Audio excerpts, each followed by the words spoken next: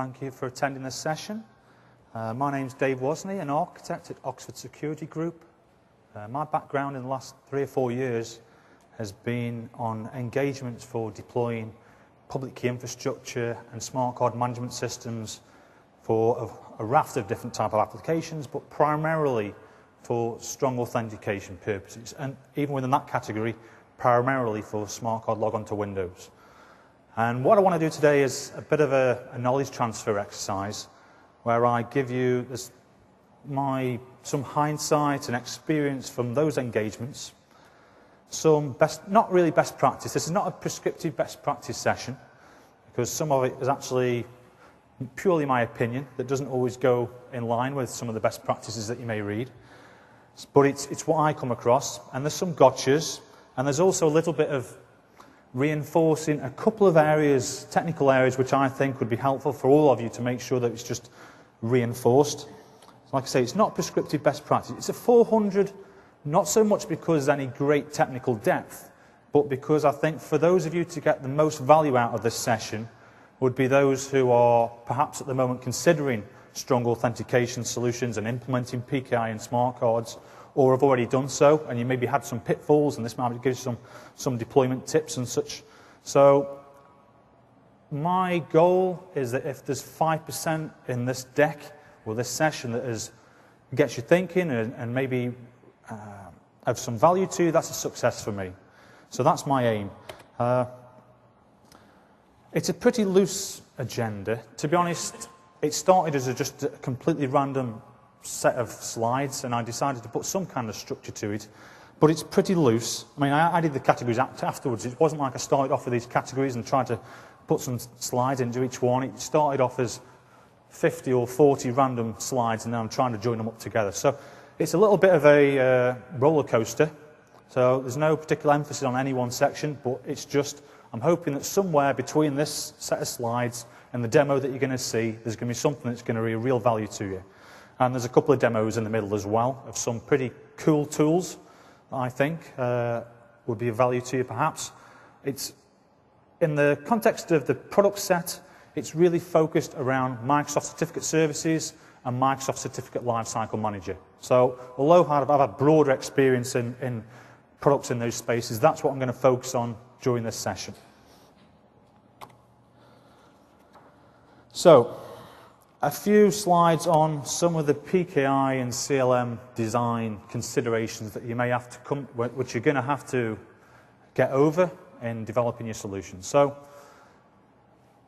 when you've come to the conclusion that you're going to do strong authentication and you're going to go down the smart card logon route and you're going to need a PKI, here's some of the very early design decisions that you're going to have to make.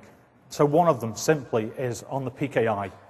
You know, how many tiers do I need? Do I need a root CA, a policy CA, and then how many enterprise issuing CAs? One of the first things I just want to stress is that most of the customers I see who've done some research, so this is, let's say, for instance, an engagement where the customer doesn't already have a PKI, but they've done some research so that when we have some discussion and dialogue, they're in a reasonably authoritative state. There seems to be an opinion that a strong PKI has to be 3 tiers, or that if you read between the lines on some of the best practice documentation, it doesn't explicitly say that you need to have 3 tiers, but generally people are thinking that they need to have a 3-tier PKI. I sort of try and start out with a different agenda in that generally in pretty much all the engagement I work on, it's a 2-tier PKI. It's an offline root CA, and then you have online issuing CAs. In some exception scenarios, so you may have some very sophisticated requirements for attached cross-certification in the future, and perhaps some other valid reasons. I have worked on projects where there has been valid reasons for having 3 tiers, but generally I would say to you that your starting point is a 2-tier PKI. So I just don't want you to go down this channel that a proper PKI must have 3 tiers. I want you to take that thought away. The next one is perhaps key lengths. So this is always contentious. So key lengths, I mean, here is when you're deciding what strength of RSA key you're going to have when you deploy your CA. And again, I think best practice material is seemingly dictating that you go for 4096 bits key lengths at the moment. for a fresh PKI, so to speak, my experience is that that breaks a number of applications and network services, such as VPN concentrators may struggle if they have to validate a certificate where somewhere in the chain, so even though the end user certificate during an authentication may be 1024-bit, if during the certificate chain building there's a route that's 4096, I've come across at least one VPN concentrator that can't handle that. So what I want to stress is, I mean, it may be that some people are squirming in their seats when I say, really, at the moment, you should be going 2048. But my opinion, that I think it's a quite safe option to go with 2048 now. It's not the end of the world if, for instance, in 10 years or 12 years or whatever it happens to be, the security community grows to consider that 2048 is no longer suitable strength. Well, there's nothing stopping you recertifying and rekeying. You know, it's not like you're making a decision now that is final forever. So I would rather go with a more practical approach at the moment, 2048, and then at some point in the future, if there is strong consideration amongst the security community, then you reconsider maybe rekey in the future. The CA certificate validity period, well, really that's pretty much goes hand in hand with the key length. You know, that they're not really independent bullets, the key lengths and the certificate length. But generally speaking, again, I've seen quite a lot of fresh best practice material, which is sort of like going for a 10-year root CA. I have an opinion. I have got this opinion of don't try and over-engineer and make your solution overly complex. I try and not say dumb it down, but if I can get away with it, I will not make things more difficult than they necessarily need to be. If you have a 3-tier PKI and you've got a 10-year root CA, and maybe therefore you have to have a 6-year policy CA, and you've got 1-year enterprise CA, well, 2-year enterprise CAs, you can have quite a lot of recertification and rekeying going on during the lifetime of your PKI. So again, there's no way I can give you a prescriptive value here, but generally speaking, I go for 20 years. I mean, if I was to give you a typical PKI engagement I work on, it's a root CA with a 20-year 2048-bit CA certificate and an issuing CA that's got a 2048-bit 12-year certificate lifetime. That's as a very broad, you know, obviously it's contextually important that I can't just say that fits all purposes, but that's a typical scenario I encounter. So the next one is deploying certification authorities, and I want to consider some of the availability considerations that you may have. So essentially there's two principal availability considerations when you're deploying certification authorities. One is that it's up so that you can issue certificates and perhaps do key recovery, and two, that it is up and available for publishing CRLs. And there's a couple of schools of thought. One is that I've worked on engagements where it's very much one is more important than the other. For instance, I've worked on projects where for a small community of users, it was a very scheduled timing of when they would issue the certificates and do the renewals on an annual basis. And so they didn't need to be particularly available for certificate issuance, but it needed to definitely be able to publish CRLs. Whereas I've worked on another project where they had a much slacker requirement. They had a very, very long CRL lifetime, but it was more important. It was a global rollout, and it needed to be up 24/7 to be able to do certificate issuance. And a bit later on in the deck, I'll be talking through in some more detail about the considerations of availability for CRL publication. But one of the things that in most of the engagements I've worked on where it's an enterprise class solution that they want, and one of the sticking points at the moment on the Windows, well, not at the moment, on the Windows Server 2003 Certification Authority platform, is that you can't really implement it in a single point of failure. Okay, you can't cluster it. That's remedied in Windows Server 2008, and we'll come on to that in a little bit. So you can't cluster it to make it highly available. It's also not realistically an option just to put more of them out there to scale out. Really, when you issue a certificate from a certification authority, there's a strong affinity with the certification authority that issued that certificate. You know, The CRL is inextricably linked to the CA that issued the certificate to the user. So if I have more CAs, if CA1 goes, let's say I've got 2 CAs, CA1 goes bang, and I'm now going on with CA2, I can issue more certificates from CA2, but if there's a requirement to revoke that certificate that was issued from CA1, then that's not going to work. So there's this affinity that makes it quite difficult to scale out certification authorities. And one of the things, so at the moment on this deck, I'm thinking about your Windows Server 2003 certification authorities. What we've tended to concentrate on a number of projects is rather than make them highly available, make them highly recoverable. So what I mean by this is we've, on 2 reasonably large engagements we've done now, whereby to make them quicker recovery, we have boot from SAN. So we've got a certification authority in data center A and a certification authority in data center B, both booting from the SAN. So there's no local disks. And the SANs are mirrored from data center 1 to data center 2, and you've got identical hardware in both data centers. And if you have a problem at the CA and data center 1, then you can flip over to the CA and data center 2. Actually, if I just show you this as maybe a better example, this is a candidate design, just to give you an idea of a couple of things that we do. So if we forget what we call the first tier, the CLM servers, and we concentrate on the CA servers in the box up there. So what I was trying to articulate, so we've got an enterprise CA, it's booting from the SAN disks. There's a similar machine in another data center that's also hooking up to the SAN. And so what we're going to have a scenario here is if CA1, for instance, if there was a hardware failure on CA1, we might flip over to CA2, and that's booting from those SAN disks that have been replicated across the data center.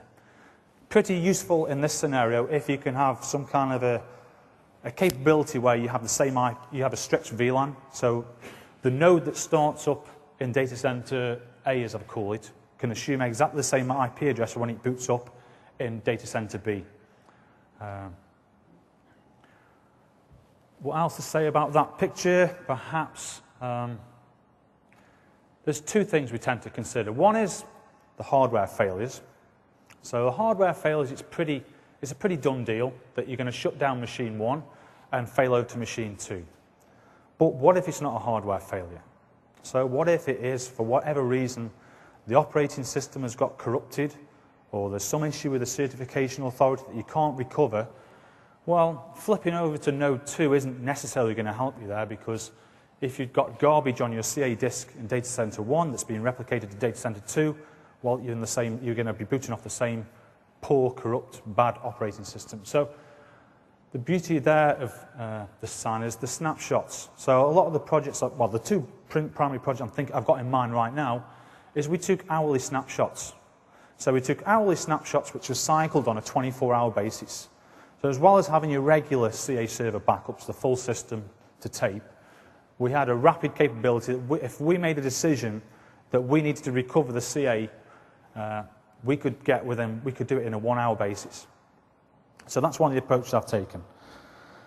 Just things to bear in mind. We're going to talk about HSMs later. I mean, I'm making a bit of an, because this is a level 400 deck, I'm making some assumption that I don't need to explain what a hardware security module is.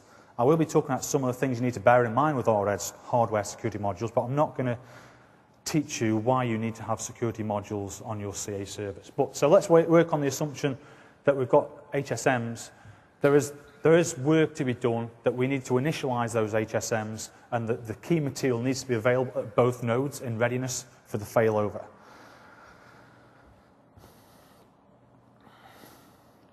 Yeah, I've got a comment here. Sorry?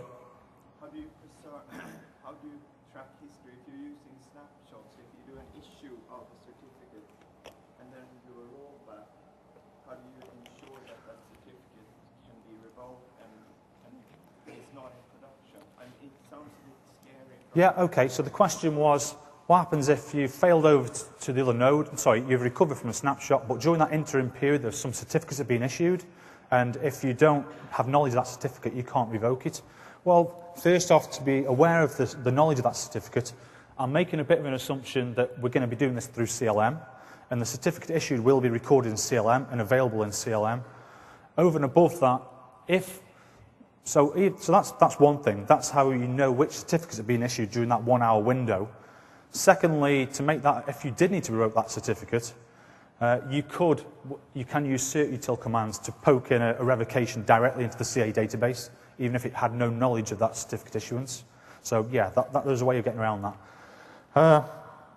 Just one gotcha that I came across. So we had this set up, and in a production scenario, we decided to do a failover, and it turned out that because the second node had ordinarily been powered down, some other group had cannibalized the server.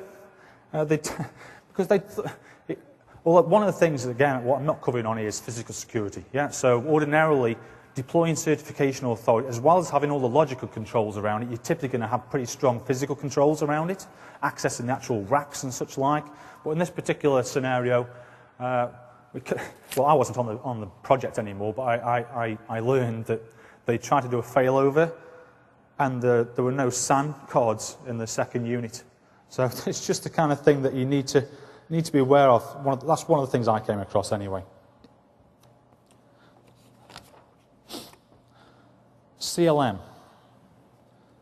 So that was making your certification authority a little bit more available. And I apologize if there's some brevity towards this. To get through the deck, I'm not going to cover each of these topics in any massive detail. But CLM servers, they're easy. So if you want to make your CLM infrastructure more highly available, essentially it's a web server. So you put more of them out there, and you put some load balancing mechanism in front of them, and you're going to have, and that's pretty straightforward. There are a few gotchas about agent certificates. So when you're deploying CLM, you have these things called agent accounts, and 3 of those agent accounts have certificates associated with them, while those exact same certificates need to be available on each node that you deploy. More important, perhaps, or more difficult, or equally important, is that CLM relies upon a SQL Server backend, and it may be that it's more important to ensure that your SQL Server backend is, or you want to, if you want to have a properly balanced solution where you've got this rapid recovery of the CA, and then you've got the CLM servers, you've got 2 or 3 for high availability, but you haven't got that high availability in your SQL backend, then you've got a little bit of an unbalanced solution. So I would stress that you make sure that your SQL backend is also available. In principle, CLM also uses Active Directory for a lot of its configuration, and I'm making an assumption that you're going to have more than one of those. So that's, if you like, is naturally, the CLM configuration is naturally going to be highly available, you'd hope. CRALs, which I touched on earlier, is something that's very important that we have highly available, and I'm going to treat that as a topic in its own right. So I'm going to cover that in a little bit later. Just while I'm at it, I've got a note here that making CLM servers more available. Brian Comar did a session earlier in the week, IDA 313, and he covered in some depth some of the gotchas and the things you need to do to make your CLM infrastructure highly available.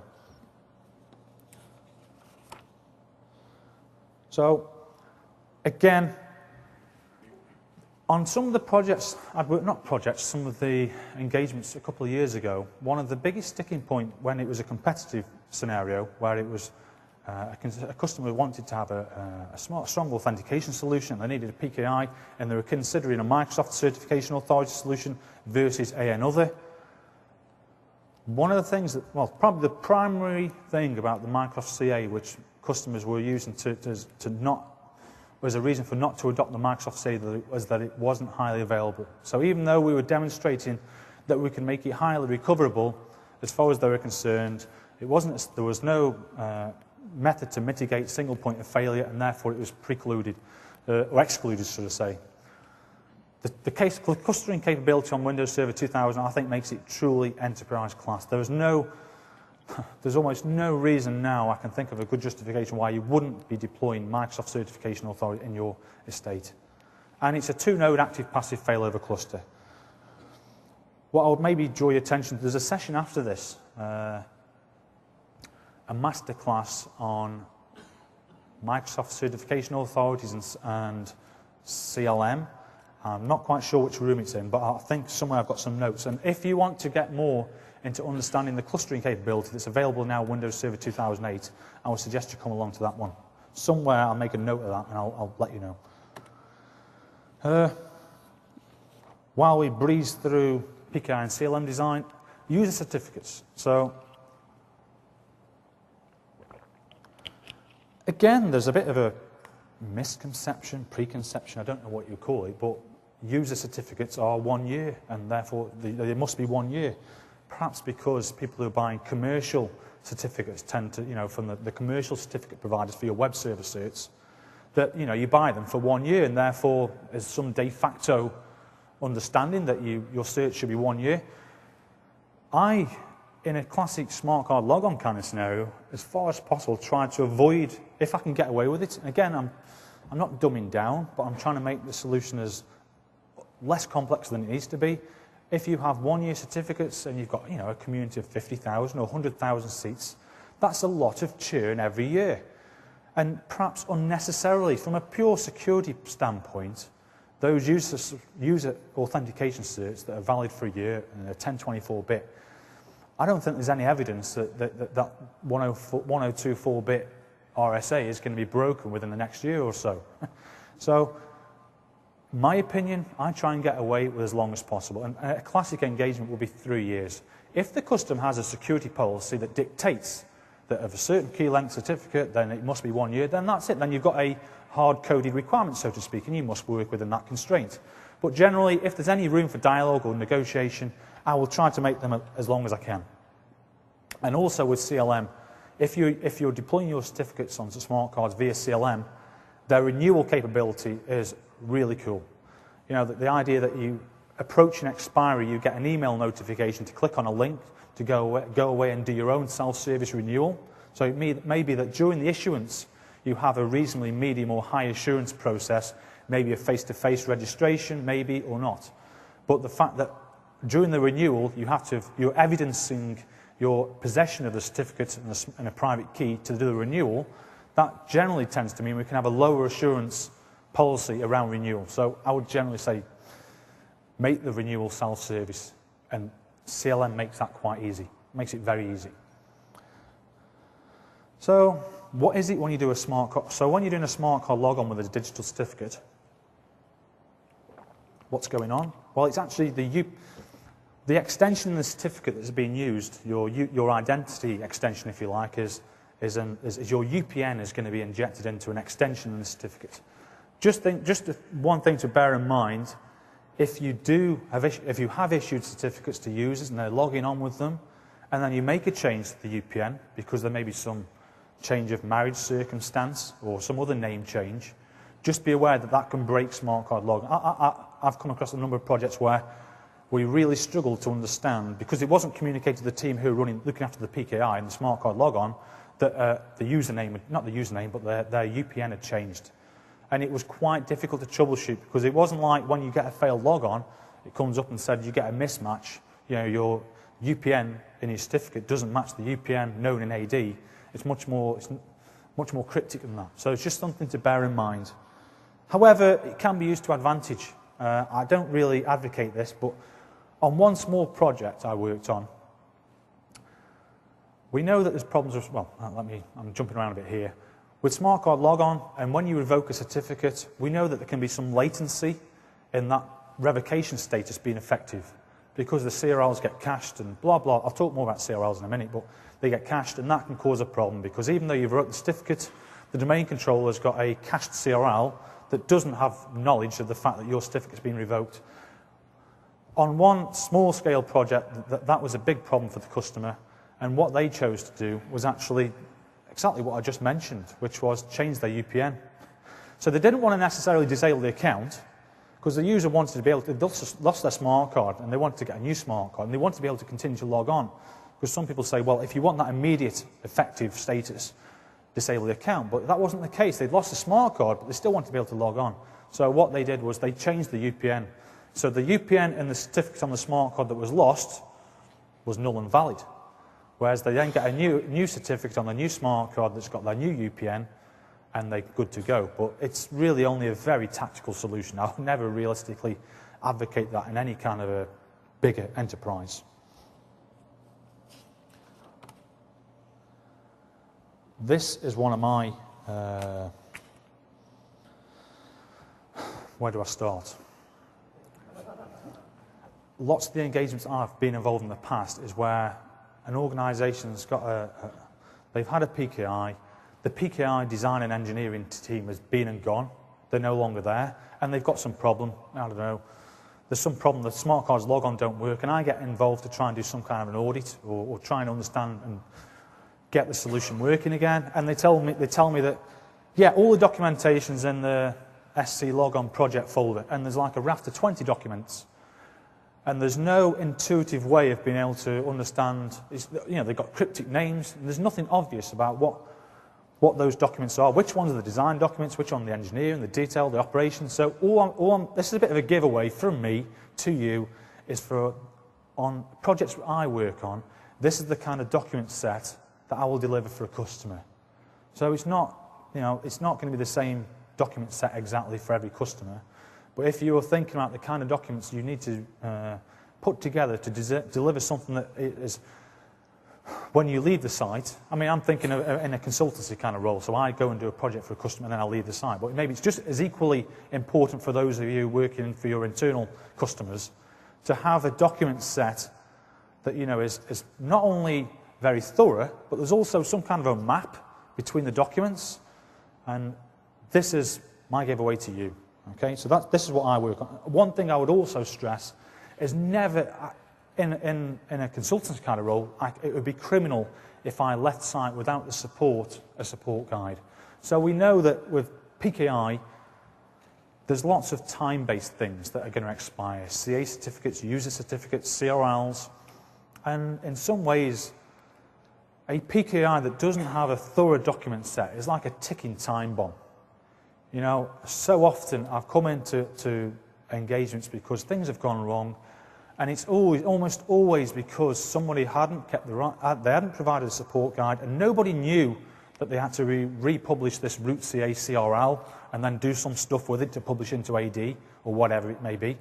And so one of the things I think it's for me as a consultant, it'd be criminal not to have a support guide. Just, yeah, enough. I could go through all those documents, but I won't.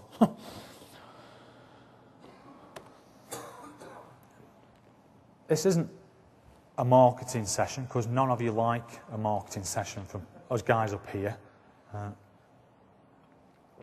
But this is just an opinion of mine of some strengths of CLM. Some of you may be in a situation where you are, you're doing an evaluation or a proof of concept, or for whatever reason, you know you're going to go down a smart card logon route, you know you need a smart card management system, and you may be evaluating CLM versus, one thing, I've jumped in, CLM. So CLM is really the ILM 2007 certificate management. So I should get the product names right. But to make it a little bit less ambiguous, I use the term CLM. But really I'm talking about ILM 2007 certificate management.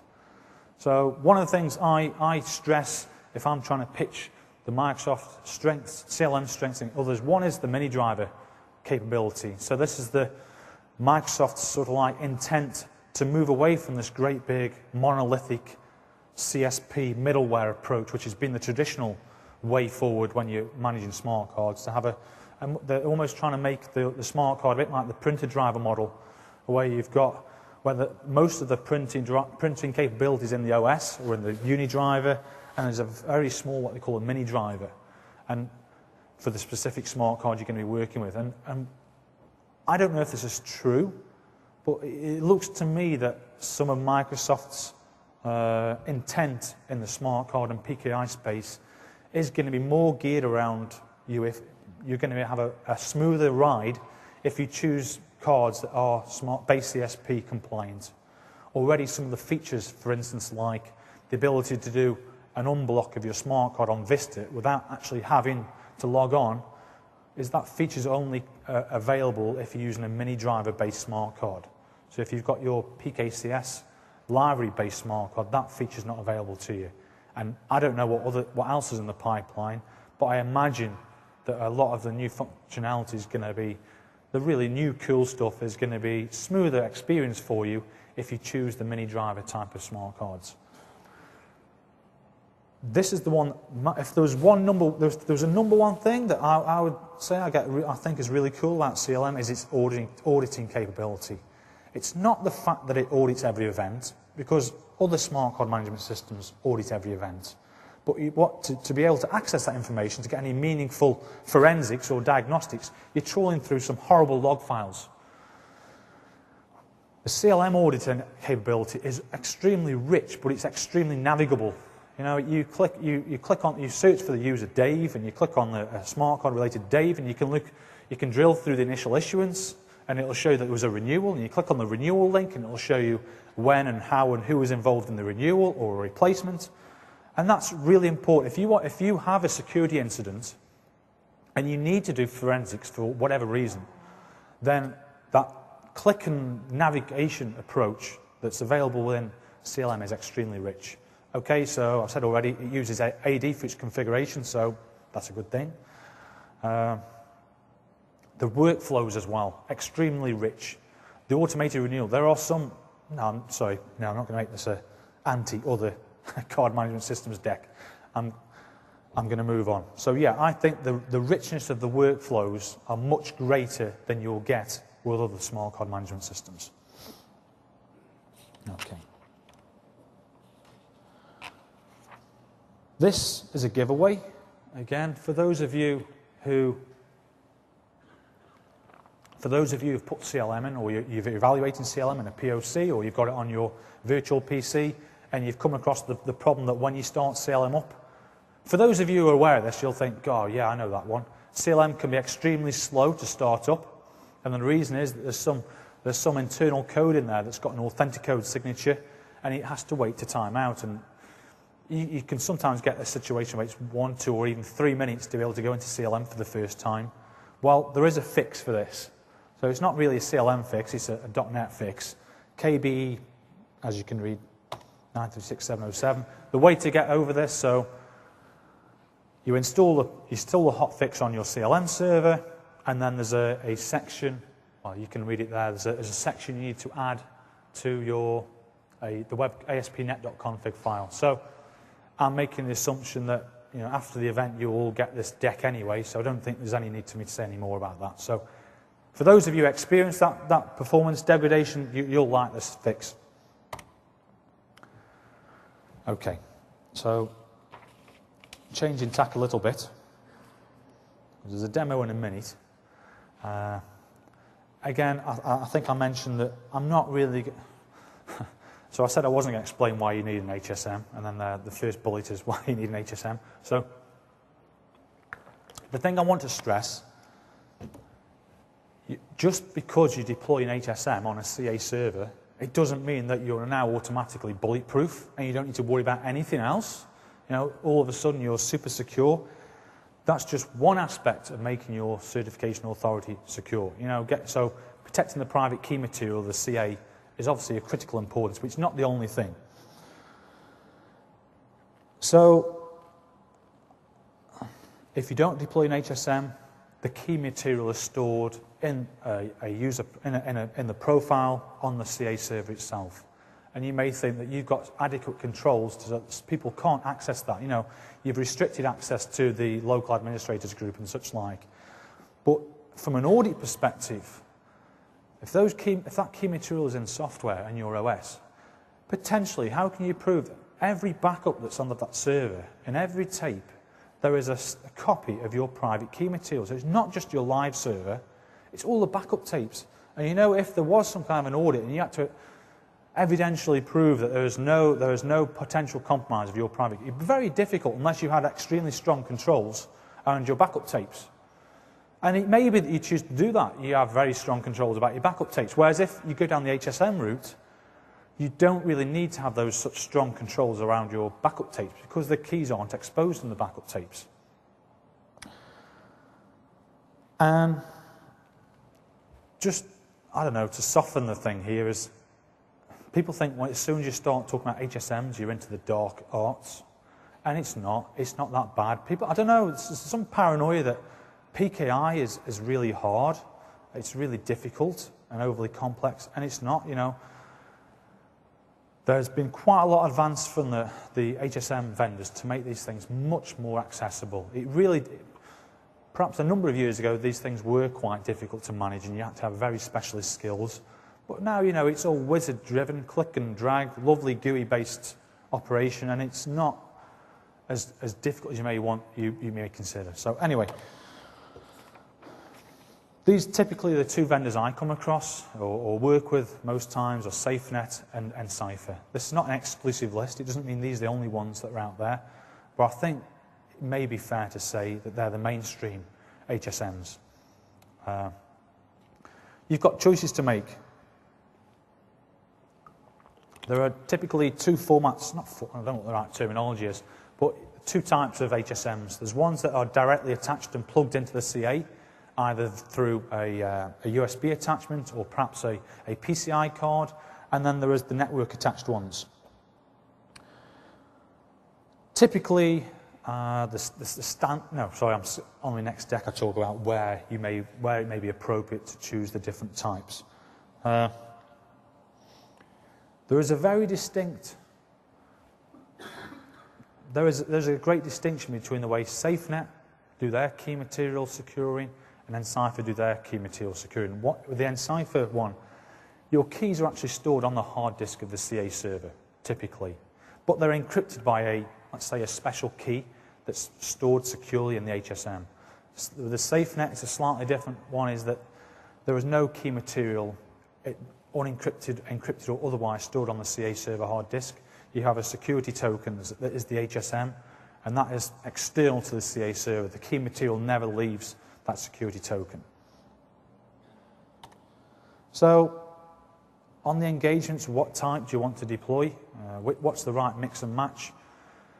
Typically on a root CA, you'd be deploying a dedicated HSM. When I say dedicated, I mean a direct attached one. So if it was a Encipher, that would be a PCI. If it was a SafeNet, and nowadays it would be a USB. One tiny gotcha is a lot of new servers that you buy tend to be, you have the PCIe expansion, and if you go for an Encipher HSM, it's going to be standard PCI, and it's not going to fit in your PCIe slot. So lots of projects now where they're buying root CA, or any CA that needs the Encipher HSM card, first thing we do is make sure we get a replacement PCI riser cage that's going to be able to accommodate the PCI-based HSM.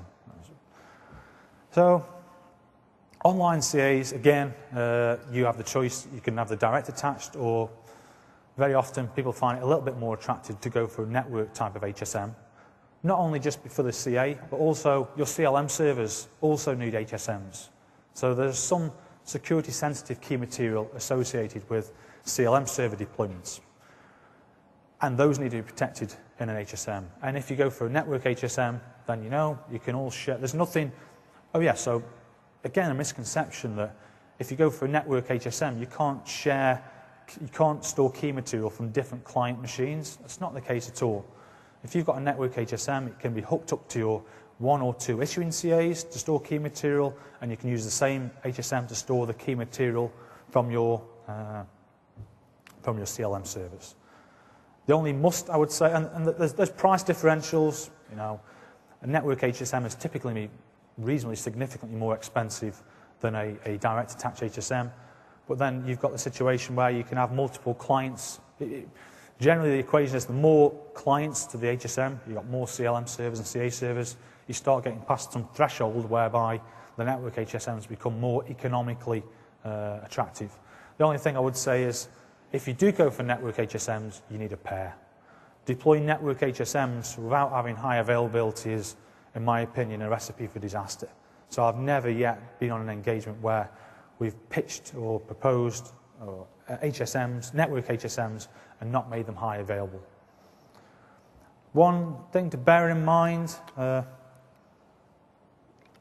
if you're talking to your HSM vendor, you might get excited because they're going to give you all these fantastic signing performance specifications. Go for the slowest one you can possibly buy. The reason is that in certain scenarios, so an HSM, as well as securing private key material, it's also a cryptographic accelerator.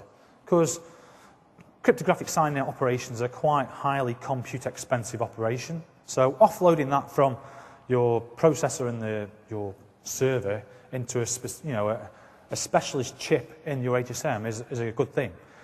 But bear in mind that the kind of numbers you're going to get from your vendors are they can do 500 signings a second, low end, maybe 2,000, 4,000 signings per second on their high-end HSMs. Be real, how many smart cards are you going to be issuing a day? On a small engagement might be 10, 50 or 100, even on a very large one. If you've got 1,000 smart cards issued a day, that's a pretty rapid rollout rate. So 500 signings a second, i.e. the lowest end HSM, is going to do the business for you. Now, that's for a smart, there is a constraint on smart card rollout. It takes, never mind how fast your HSM is, just to go through the issuance on one of these cards, maybe 1 or 2 minutes. So you're never going to be able to get that really rapid throughput that justifies having a really high-end performing HSM, because there's quite a significant cost differential. But just as a general thing, I say go for the slowest one you can get. It may be that, for instance, if you're not using your CA for smart card issuance, you're issuing a load of certificates, and they're going to be for client authentication for wireless, and they're going to be enrolled through group policy, auto-enrollment, and it may be that you just switch it on for the whole estate, and there's going to be a massive auto-enrollment stuff hitting the CA, all those certificates need stamping with a signature. Then, in those circumstances, they may be beneficial to have the higher performance, but not generally so. And even then, if we are going to roll out client authentication certificates to all machines in the estate, typically come up with some kind of a method for staggering it, using group memberships to stagger when the auto enrollments happen. Okay.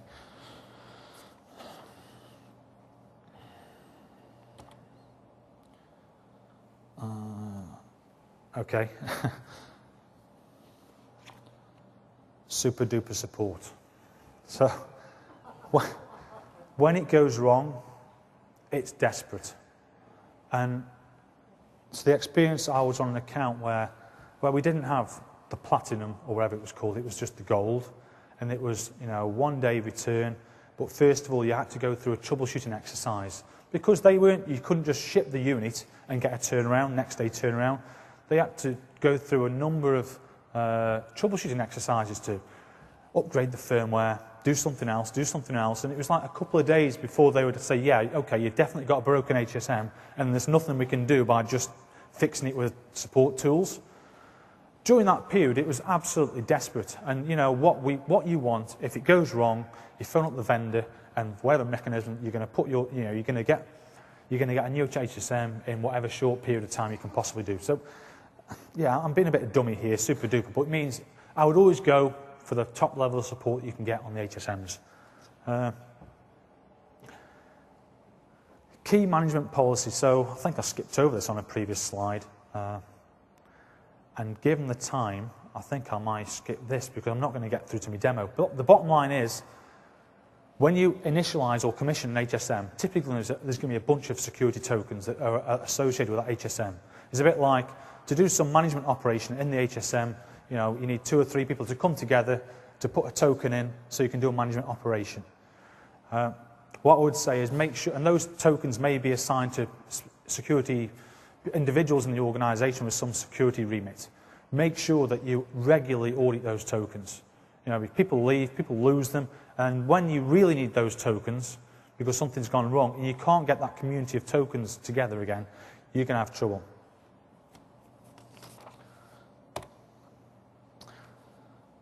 So, skipping through smart card enforcement. So, just because you've been issued a smart card doesn't mean automatically that you can only therefore in the future log on with a smart card. It does nothing that doesn't do that at all. Just having possession of a smart card doesn't mean that you can no longer log on with a password. To do that, you need to, well, there's a couple of ways of enforcing smart card log on. One is on the user account, and this is perhaps the typical way that on most projects that I come across, whereby it's a tick in the box on the user account. To enforce smart card logon is required. What's that going to do? As well as enforcing that, it's going to randomize your password. It's going to make it a 256 character complex thingy. that you can't use to log on. And what do I want to talk about this? So I've already said issuance does not enforce. So it's not done by GPO. Just want to make sure you understand that. There is a GPO setting for enforcing smart card logon, and that's on a computer basis. I'll come to that in a moment. You can do, and it's a big thing. Ticking that box to enforce smart card logon is a big thing because it does break things. When I say break things, there are lots of things that rely upon passwords still that perhaps aren't smart card enabled, and further on in the deck I'm going to cover those. It randomizes the password and it prevents password aging. So, you know, even if your AD account policy says password expires every 90 days, once you've ticked that box, you're not going to get that prompt after 90 days. The importance why I've just raised that is because if you go for another approach, so if you don't tick the box, and now you've got the alternative of logging on with a smart card, yeah, let's take that off so don't want to distract you. So if you've issued a smart card and your users are logging on with a smart card, but you haven't enforced that logon and enforced that you can only now log on with a smart card, what happens is after the account policy for the password expiry is still respected, and so after that 90 days, the user's going to get the prompt to type in your old password and enter a new one because we want to do the password aging, and the user doesn't know their old password because they've been logging on with a smart card for that period of time. So that's a bit of a nasty one. If you don't enforce smart card logon, that password aging is still going to be enforced and respected. So the other option you've got for enforcing smart card logon is on a computer account basis. So this can be done by group policy. So any computer that's within scope of that group policy with that setting will mandate that you have to use a smart card to log on to that terminal. Often used for protecting critical assets, yeah?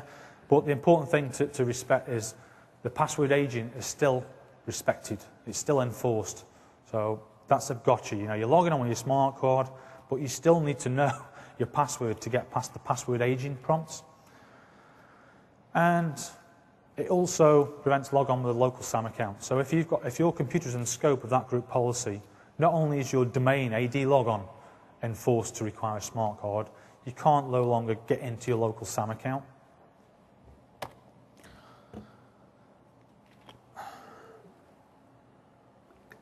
A couple of gotchas. So this isn't, yeah, okay. So this is intended to be a knowledge transfer, not a teaching exercise. So some of the things that come across is when you start rolling out for your admins, they need to be able to use smart cards to do terminal service authentication to services. That's all supported in the OS.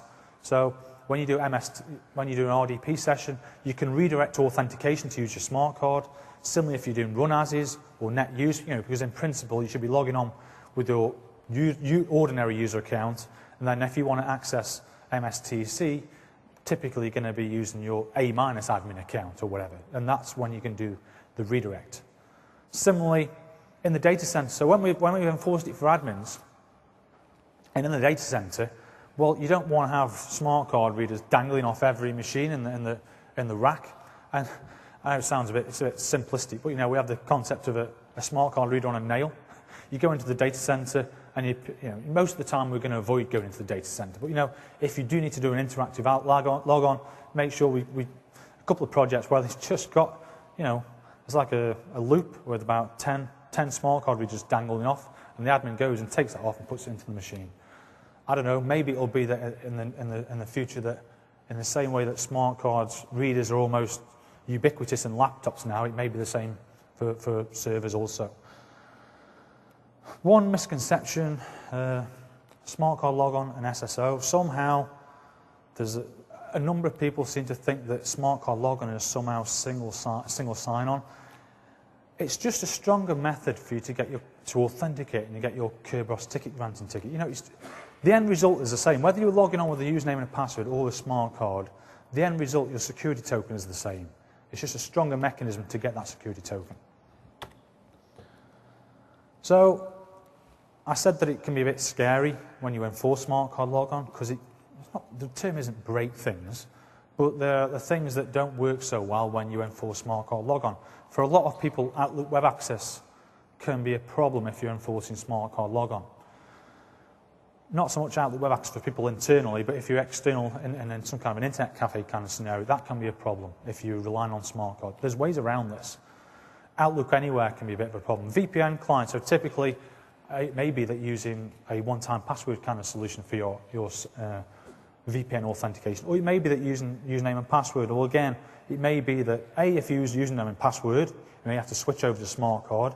B, if you're using a one-time password, it may be that, oh, you could leave that alone, but you may want to make the decision that, well, let's consolidate. Let's use those smart cards for the VPN authentication also. So I'm not saying that's a problem. It's just something that you want to bear in mind, that maybe that you kill two birds with one stone. Okay, and there are solutions to these problems. Some of the problems, but also some of them are a work in progress. Enforcing smart card logon can be difficult. I'm accelerating a bit because I want to get onto my demo.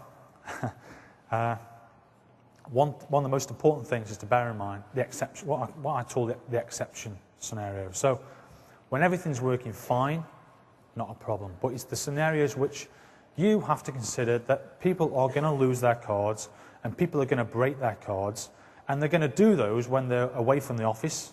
They're going to do it in the most inconvenient time to them.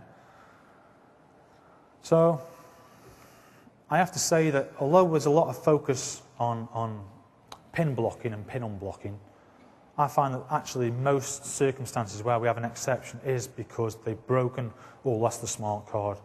The number of, I've not got empirical evidence, but from my experience, blocked pins tends to be pretty rare. And the most common experience I've seen for why people block the pins is numlock goes off. So they're using the numeric pad to do their pin, and the numlock light comes off, and so they're not actually pressing 1, 2, 3, 4, they're pressing up, down, left, right. And you do that 4 times and you block your card. I mean, it sounds trivial, but that's the most common experience I've seen for people blocking their pin. So broken cards, and you've enforced smart card logon, what can you do? And you're working away from the office.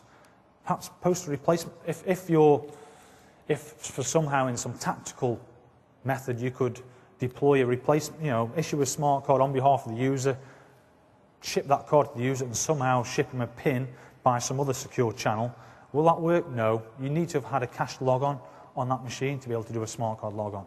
Even though the subject information is the same in the certificate, you're the same user, you need to have done a cached logon with a specific serial number on that card. So the broken card, that's not going to help you. A blocked pin. So again, a challenge here, if you block your pin, to get in and unblock it, typically you need to log onto the machine to get to some tooling to allow you to do an unblock. Bit of a problem, so you can't log on, but unless you go on the Vista route. So with the Vista, if you block your card, there's configuration whereby as soon as Vista detects that you've blocked your pin for a base CSP type of smart card, it can present you with a challenge response screen that will allow you to do a remote or offline unblock in consultation with the help desk. Revert to password. It's no good if you're in the hotel and the help desk person unticks smart card logon and unticks enforcement and resets your PIN. Your computer's not going to have awareness of that change of status, so that's not really an option. A couple of tactical things which we've seen is, one is if you've got the capability to make a VPN prior to Active Directory logon.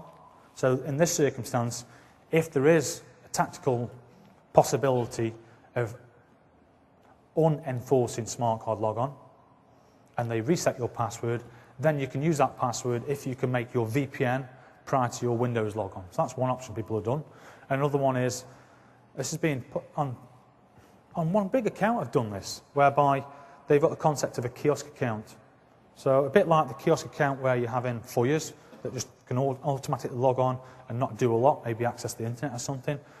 So on this account, what they did was they had a kiosk type account which was really hardened. It's a known password, so everybody in the organisation knew this password. And it was very strongly hardened. They had pen testers all over it, that when you log on with this account, you can't see the C drive, you can't do practically anything, apart from run one little tool which allows you to do offline unblocks. And so that was, as far as they were concerned, that was the methodology. So the scenario is you've blocked your card, you're in the hotel room, working away from the office, you log on with this kiosk account, it allows you to get to the application that allows you to initialize an offline unblock.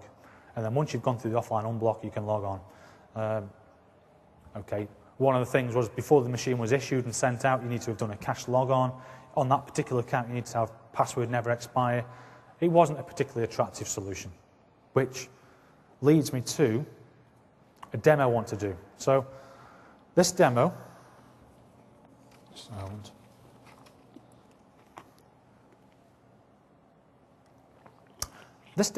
is using a third-party product from a company called Gemalto, whereby, first of all I'm going to talk about it, sorry. So there's 3 modules that work in combination with CLM. One is it's got a question and answer module. So, okay, I'm not going to talk a lot about that. You're all familiar with questions and answers kind of concept.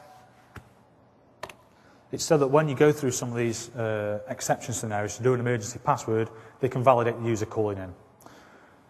Then there's the concept of an emergency password. So when you're issued a smart card and you log on, ordinarily you don't know your password. As part of the commission of the CLM add-on, when you log on for the first time, behind the scenes, an emergency password is set and injected into your credential cache.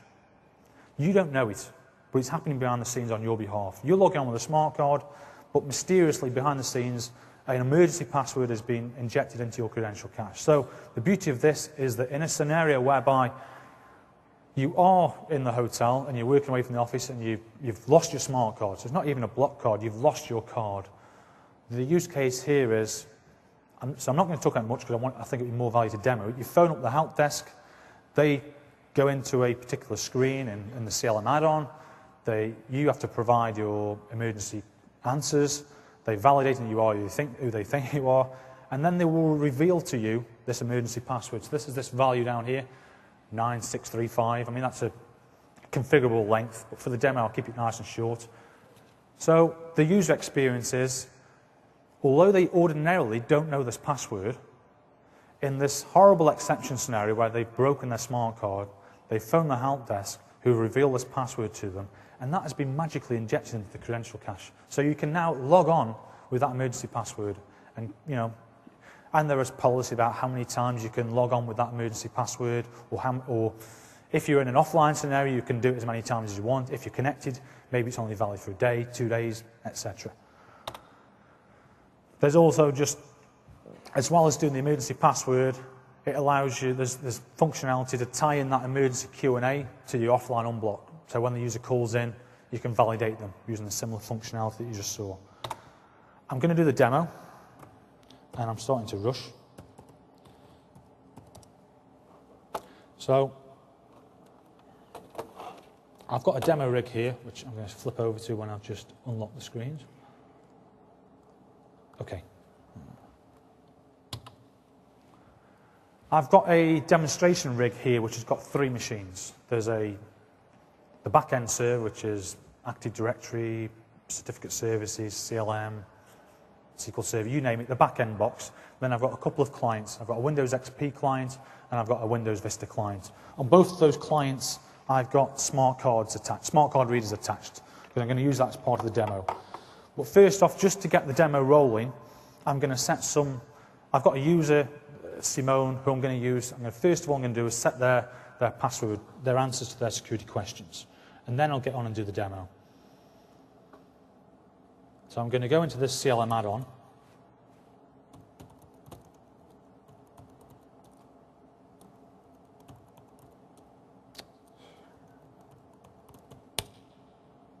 Cool.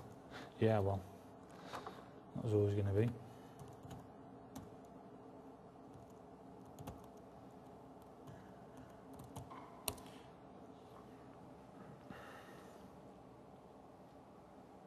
I mean, this isn't really part of the demo. It's just, rather than have them already set up, it's just showing that they use themselves through whatever mechanism you implement to trigger this. They will set their own questions and answers, and the usual stuff.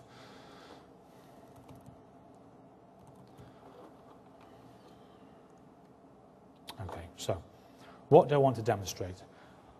The first thing I'm going to do is issue a smart card to Simone. Okay, so I'm going to put the smart card in the read. I'm going to be issuing the smart card using CLM. So because CLM uses integrated authentication, I'm going to do a run as to fire up the Internet Explorer browser. So I can go into CLM in the context of a security officer who can do a card issuance. But really this demo isn't about card issuance, so I'm just going to steam through that. So I'm going to issue a card to Simone. I didn't click the right button. Can we cut that? And okay.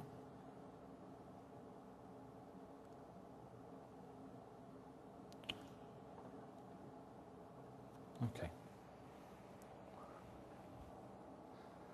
I'm now enrolling a smart card for Simone. What's going to happen is, as well as doing your classic enrolment of certificates onto the smart card from the certification authority, at the end there's going to be a CLM notifier that's going to prepare this account for these emergency password functionality.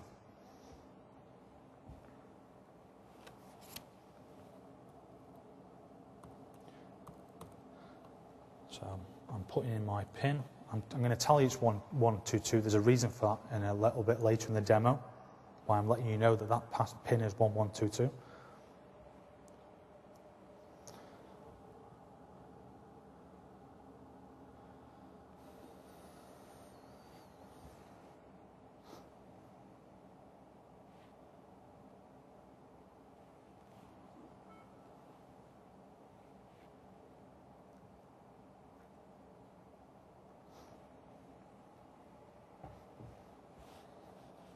Nearly there. Well, there's an awful lot running on this machine. You know, it's quite heavily loaded. So I'm just going to do a smart card logon on this machine.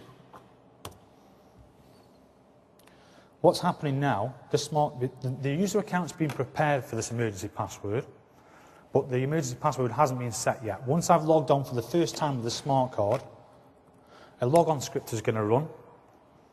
That's going to trigger a CLM web service to recompute not a random password, but seemingly random password, and poke that into AD, and also inject it into my credential cache.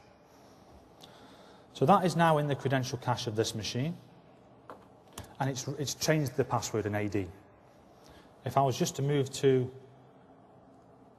the Vista machine, and I was trying to log on with the password, and it was the password which was previously set.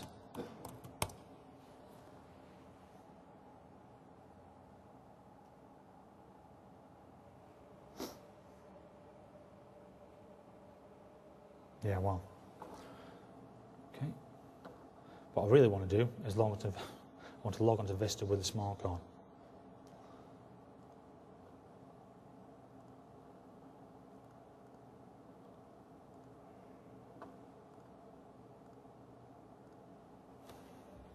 So I'm going to take the smart card out of my Windows XP attached reader and put it into my Windows Vista attached reader. So.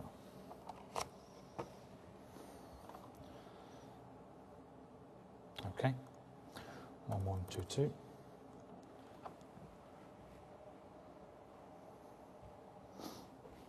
Does this account have the tick box? Does this account have No, so yeah, it's a good question. So the question was, does this account, as part of that CLM notifier on the enrollment process, is the box ticked on the account to enforce smart card logon? The answer is no, it's not. There's a couple of things that have happened. Is the password's been reset to something unknown to the user, but known to the CLM add-on. So the user can't log on with the password because he doesn't have any knowledge of it. But also the account never expires flag has been set on that account. Okay, so hopefully if this demo is going to work now. So I've logged on to 2 machines with the smart card, and the logon script is run both times, one on each machine during the logon, and the emergency password will have been injected into the credential cache. So in an offline scenario now, which I'm going to do, I should be able to log on with an emergency password. I just want to, before I do that, I just want to validate that's definitely happened.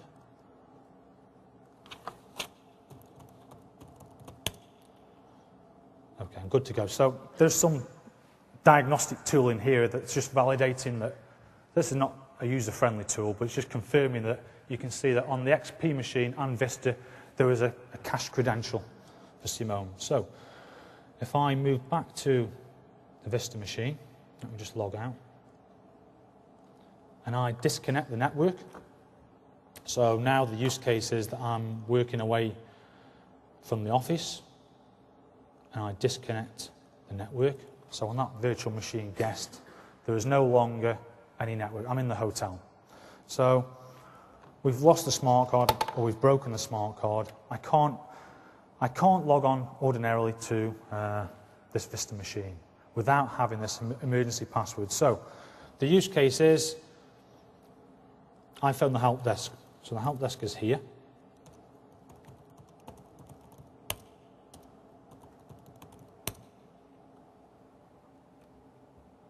I keep typing the passwords because I'm not used to typing down. So I'm going to log into a CLM tool, the CLM add-ons. So imagine I'm now the help desk. It's okay. So I want to do an emergency password for Simone.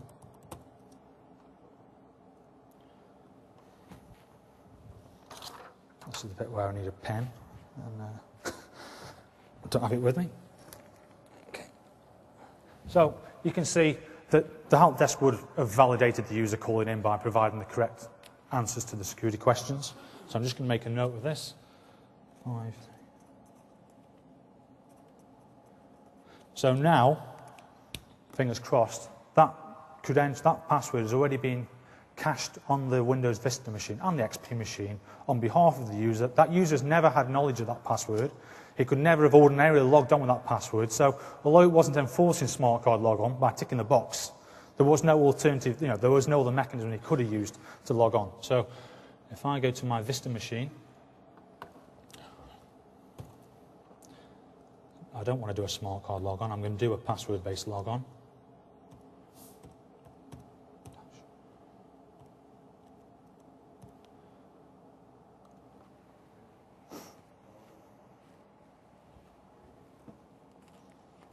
Okay, so I've enforced smart card logon because the user doesn't know the password. Just to prove, you can see there's no network there anymore. Just to prove it was definitely a disconnected logon. You can see up there, there's no IP address. So that's a demo of one. So the section that we were running through was smart card enforcement, and we talked about the fact there's dilemmas that when you enforce smart logon, you've in the exception scenario where you've lost your smart card, that can be really dangerous, and lots of people are really nervous about it. I think this is a reasonably, I think it's a pretty strong method of being able to enforce smart card logon, but just have that get out of jail card, no pun intended because it's not a card, but a get out of jail option by using an emergency password. I think that's pretty cool. Now, I think I'm going to flip back, given that there's 6 or 7 minutes left. We've gone through that.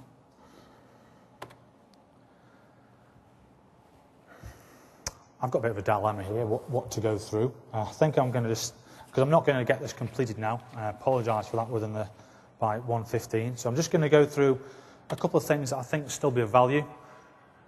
One is clarify some misunderstanding around CRLs. So CRLs, there's always a lot of contention around making the design decisions around how long your CRL, the CRL lifetimes are. It's always a tough call because you want to make it as fresh as possible, so you have as short a CRL period as possible, so that any revocation status is as effective as immediately as possible. But the downside of that is the conundrum, which is availability. Ordinarily, if a CRL isn't available, then you can't, smart card logon will fail. If a fresh CRL is unavailable. So your CA's been down and you can't publish a fresh CRL, and your relying party, let's say a domain controller, needs to consult a CRL and it's not time valid, ordinarily that will fail. So just want to go through some important parameters in the CRL. One is the base CRL period. So typically, let's say, for imagine, we're going to come up with a base CRL period which is 4 days. We're also going to have something called an overlap. The overlap is, in most of the projects I work on, I make the overlap equivalent to the base CRL period. So what that gives you is, the CRL is going to be authoritative for the entire period between the first diamond and the end diamond. So if that CRL is time valid between them periods, your relying party will accept that CRL as being good for revocation purposes. There are a couple of parameters that are useful, though. One is the overlap. So in this circumstance, the overlap's 4 days. What that means is a domain controller, let's say, which has retrieved a CRL, is going to see that that CRL is good for 8 days and 30 minutes. And it's going to cache it for 8 days and 30 minutes effectively. However, what it will do is at the end of the base CRL period, on the next CRL publish, it will go and try to retrieve a fresh CRL.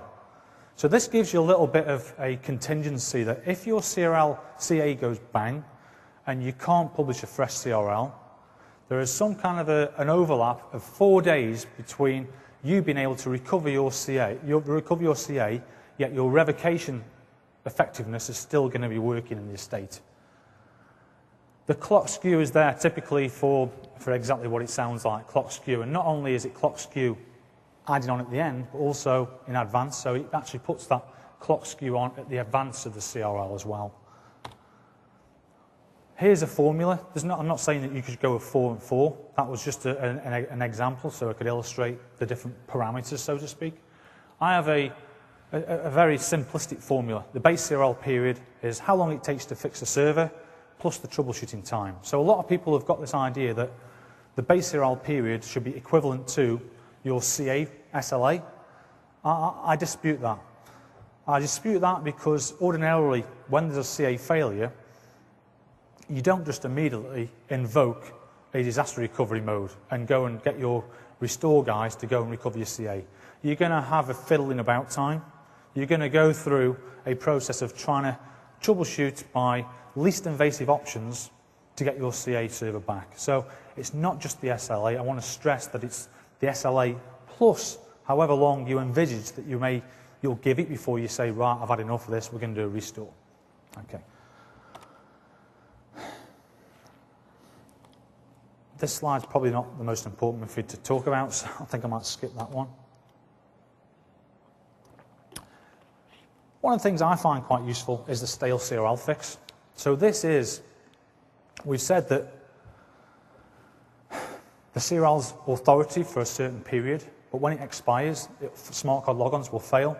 There is a stale CRL fix. What this means is you can put a patch in your machines on XP, and it's all fully native in Vista and 2008, but there's a patch that you can deploy on Windows XP, on Windows Server 2003 DCs, whereby you will accept a stale CRL for a certain period. So although it's expired, you won't have this disastrous kind of scenario where you fail safe and say you're not going to allow smart card logon. And you can configure how long that stale CRL availability period is.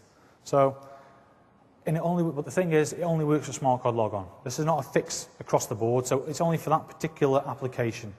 For your VPNs, even though you've deployed this stale CRL fix, it isn't going to get you past. If you've got a stale CRL and your VPN can't retrieve a fresh CRL, it's going to fail.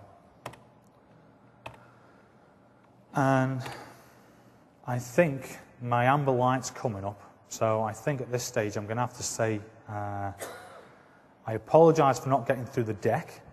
What I would say is that I'm now going to be going to somewhere, we've got some notes, IDA 04IS, and I'm quite happy. It's with Oded Shekel. He's got a session in room 132 very shortly, in half an hour. I would say I'm going to be available there, and if some of you feel a bit shortchanged because I haven't been able to get through the whole deck, I'm quite happy to spend some time with you there and go through what I've omitted during this deck.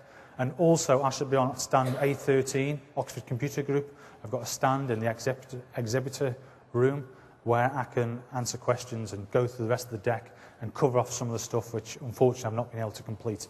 So, I thank you for your time. I apologise for not getting through everything, but that's life. Thank you.